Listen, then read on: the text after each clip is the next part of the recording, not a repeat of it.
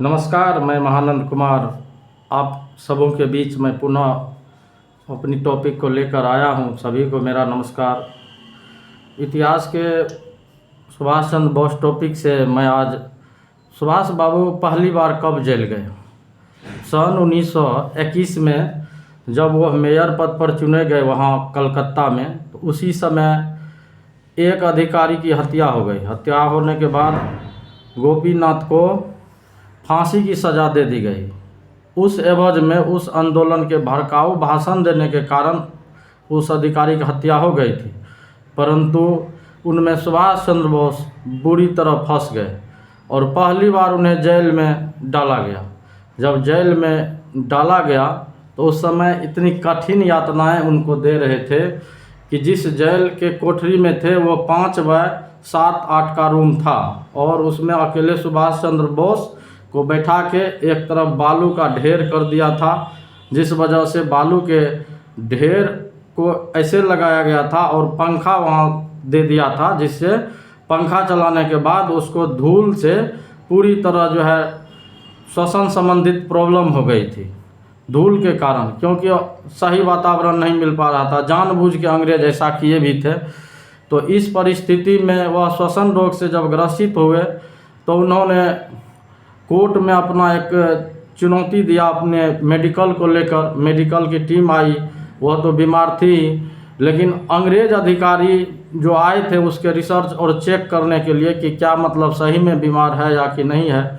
तो ऐसी परिस्थिति में सुभाष चंद्र बोस को सबसे खतरनाक कैदी के रूप में वो बोला कि यह सबसे खतरनाक कैदी है। अगर उनको यह मंजूर नहीं होगा कि एक शर्त है, सुभाष बाबू इस शर्त के लिए मना कर दिए। शर्त ये था कि सुभाष चंद्र बोस को वह अधिकारी बोले कि अगर तुम छूटना चाहते हो जेल से तो तुम्हें भारत छोड़ के अन्य जगह जाना होगा, विदेश जानी होगी। तो इन्होंने इस बात से सहमति नहीं जताई और वो बोला चाहे मैं मर जाऊं लेकिन मैं यह चीज़ नहीं करूंगा। छोड़ना है तो छोड़िए, नहीं तो मुझे जेल में ही मार दीजिए, इससे बड़ा क्या कहूँगा मैं। परंतु उस स्थिति में कंडीशन खराब हो गया।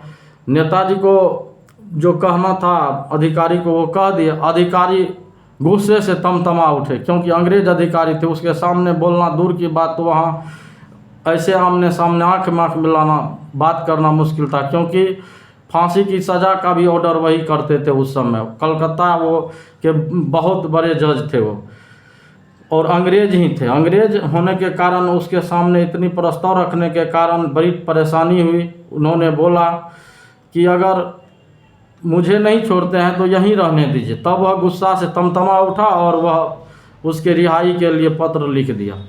उसका अप्रूवल हो गया और अप्रूवल होने के बाद 6 महीना जेल की सज़ा काटने के बाद उससे निकाल दिए गए और पूरे कलकत्ता में हाहाकार मच गया। सुभाष बाबू जेल से निकाले गए। कई इनके समर्थक जो है रोड पर जुलूस निकाल के आगे आगे गाड़ियों टम तांगा। उस समय इस आधुनिक युग में उतना प्रगति नहीं हुआ था। उस समय तांगा और टम चलता था, घोड़ा की सवारी चलती थी, साइकिल ये सब गाड़ियाँ थी, बैलगाड़ी थी, लकड़ी का चक्का उसमें था। तो जिसको जिस तरह के साधन उपलब्ध हुए उस आधार से सुभाष बाबू का इतने भरपूर सहयोग किया कि उनको एक अपना आप में गौरवान्वित फील होने लगा। उनको लगा कि अब मैं राष्ट्र हित में जो कदम उठाया हूँ उसे कर पाऊँगा। इसी चंद शब्दों के साथ मैं अपने टॉपिक को यहीं विराम देता हूँ। जय हिंद, जय भारत। सब्सक्राइब करना एवं लाइक करना नहीं भूलें ताकि मेरा मोटिवेशन हो सके। धन्यवाद।